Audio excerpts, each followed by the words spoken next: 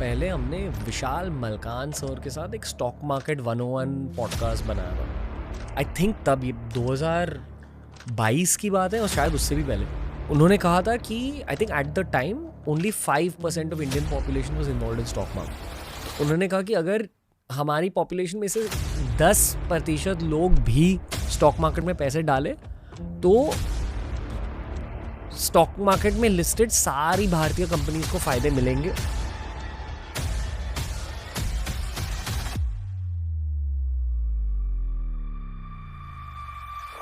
बहुत पहले हमने विशाल मलकान सर के साथ एक स्टॉक मार्केट 101 पॉडकास्ट बनाया था।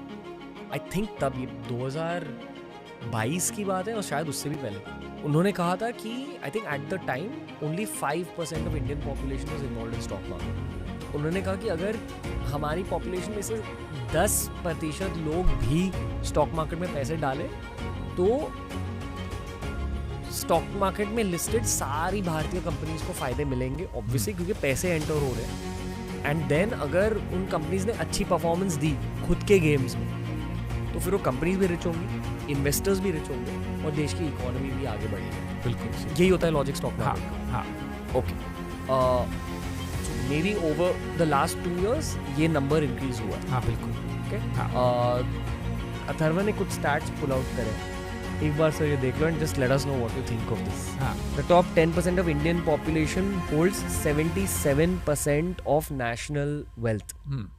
73% of wealth generated in 2017 went to the richest 1%, while 670 million Indians who comprise the poorest half of the population only saw 1% increase in wealth. कहने का मतलब है कि अमीर ज़्यादा अमीर हो रहा है और गरीब ज़्यादा गरीब हो रहा है। ये सिर्फ कह रहा है कि अमीर जो है वो ज़्यादा अमीर हो रहा है, पर ये नहीं कह रहा कि गरीब ज़्यादा गरीब हो रहा है। ये कह रहा है कि जो गैप है बहुत अमीरों का के साथ वो इंक्रीज हो रहा है। पर ये भी हो सकता है कि अमीर लोगों की जो वेल्थ है वो बहुत तेज़ी से बढ़ रही हो और अगर जो गरीबों की इनकम है वो बढ़ रही है पर इतनी ज़्यादा नहीं बढ़ रही जितनी अमीरों की बढ़ रही है। ये मेरा इसका इंटरप्रिटेशन। अगर आपने और मैंने कंपनी स्टार्ट करी कल, उस कंपनी को ग्रोथ मिल गई अप टू अ पॉइंट, फिर एक ऐसा पॉइंट आएगा कुछ सालों के बाद जहां हमें लगे कि नहीं अभी और भी बड़ी गेम खेलनी चाहिए और इन्वेस्टर्स के पास जाने के बदले हम पब्लिकली लिस्ट कर देंगे इसका। अगर फिर से और भी ज्यादा ग्रोथ मिली तो we might basically you and me will become rich. हाँ, एक बार जब हमारी कंपनी स्टॉक मार्केट में लिस्ट हो गई और लोगों ने पैसे डाले तो हम पहले से अमीर थे और भी अमीर हो जाएंगे। हाँ, यही आप कह रहे हो। हाँ, हो सकता है पर इतना भी आसान नहीं है। हो सकता है क्योंकि मतलब हर कंपनी भी ऊपर नहीं जाती। हमें पिछले 3-4 साल में लगता है कि हर कंपनी में पैसे बन रहे हैं, as in जो स्टॉक मार्केट में लिस्टेड। हाँ, जो भी स्टॉक मार्केट में लिस्टेड है, पर ये हमेशा नहीं होता है। मैंने इंडियन स्टॉक मार्केट 30 साल से ऊपर देखा है और मैं उस फेज में भी देखा है मैंने 10 साल के लिए जब स्टॉक मार्केट कहीं नहीं गया और इतनी सारी कंपनीज थी इंडिया में जो 50-60% उनमें नुकसान भी हुआ। तो ये हम इतनी आसान बात नहीं है। और दूसरी बात मैं बताऊं कि जब स्टॉक मार्केट में कोई कंपनी लिस्ट करती है तो मैंने ये एक बड़ा अर्ली लेसन सीखा अपने का कि आपका टेंशन भी बहुत ज़्यादा हो जाता है, क्योंकि फिर हर रोज़ आपका जो स्टॉक प्राइस है वो लोग देखते हैं, हर रोज़ उस पर कॉमेंट होता है। तो और अगर इन्वेस्टर्स को कुछ पसंद नहीं है तो उसके बारे में आपको सुनने को ज़्यादा मिलता है। तो इन वे एक बार आप कंपनी लिस्ट करो तो आपका एक नया बॉस हो जाता है। आप सोचते हो आप एंटरप्रेन्योर हो, आप अपनी कंपनी चला ले हो, और एक बार आप स्टॉक मार्केट पर लिस्ट करो तो आपका बॉस स्टॉक मार्केट हो जाता है। लाइफ में टेंशन बढ़ जाती है। बिल्कुल। सर इस डेटा पॉइंट से रिलेटेड मेरा एक और सवाल है, क्योंकि ये जो टॉप 10% ऑफ इंडियन पॉपुलेशन है ये मोस्टली टीयर 1 शायद टीयर 2 की बात करें, पर 90% of the population is still या तो मिडिल क्लास या तो बिलो मिडिल क्लास। हाँ, उनका अब माइंडसेट क्या रहना चाहिए लाइफ को लेकर, करियर को लेकर, सेविंग्स को लेकर? अगर आप उनके फाइनेंशियल एडवाइजर या करियर एडवाइजर होते आप उन्हें क्या कहते हैं? स्टॉक मार्केट में आप पूरा अपना पैसा कभी मत लगाइए, क्योंकि जो भी छोटा मिलता है उसमें आप अगर 30-40% कुछ लगाएं मार्केट में स्टेडली तो वो ठीक है। पर आपका सबसे पहला होता है कि आप अपनी फाइनेंशियल सिक्योरिटी कैसे सिक्योर करो। ये तो मेरा मानना रहता है इन टर्म्स ऑफ दैट कि आप तो इसलिए आपको कितना स्टेडी इनकम चाहिए, उससे आप कितना करें। और इन टर्म्स ऑफ जहाँ तक हो सके मेरा जो पर्सनल फिलॉसफी है, मैं कर्जा बहुत कम लेने में बिलीव करता हूँ, क्योंकि मेरे है कि मैं चैन की नींद कैसे हूँ। पर काफ़ी लोग हैं जो इनको इतना प्रिविलेज नहीं है कि वो अपनी इतनी इनकम हो कि वो उसी पे पूरा अपना रोटी रोज़ी निकाल लें। तो इसलिए I think that is very important कि आपका जो कॉन्स्टिट्यूशन है पर्सनल क्या है। और ये मैं मतलब सारे अपने इन्वेस्टर लोगों को भी बोलता हूँ कि आप चैन की नींद कैसे सो सकते हो, आपका रिस्क टॉलरेंस कितना है। ये जो लोग काफ़ी अमीर होते हैं, ये कोई ऐसे होते हैं कि ये बहुत सारा कर्जा लेके अमीर हो जाते हैं, पर वो इतना रिस्क ले पाते हैं। पर उसका ये भी डाउन साइड रहता है कि अगर आपका कुछ खराब हुआ तो आपका जो फॉल होगा वो और तेज़ी होगा अगर आपने इतना रिस्क लिया तो। हाँ, आप बोल सकते हैं CCD के ओनर भी थे, हाँ, सेम प्रोजेक्ट।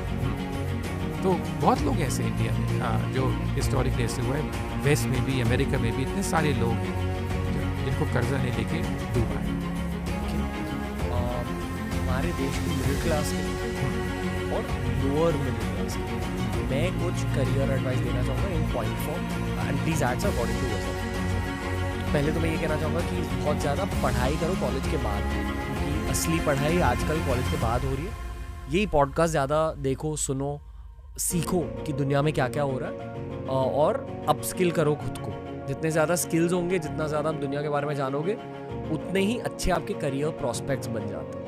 पहले ये कहना चाहूँगा। इसके बारे में मैं सिर्फ एक चीज़ कहूँ, जो मेरा एक्सपीरियंस है कि आप जितना प्रैक्टिकल काम करो और जितना प्रैक्टिकल एक्सपीरियंस है वो is like very important as well. कि आप किसी जॉब करो, इंटर्नशिप करो, उससे कितना जॉब पे आप सीख पाओ। जॉब की बात की जाए ना सर, तो मैं एक चीज़ मानता हूँ कि घर छोड़ना चाहिए एट सम पॉइंट। ये कठोर सच है ज़िंदगी का।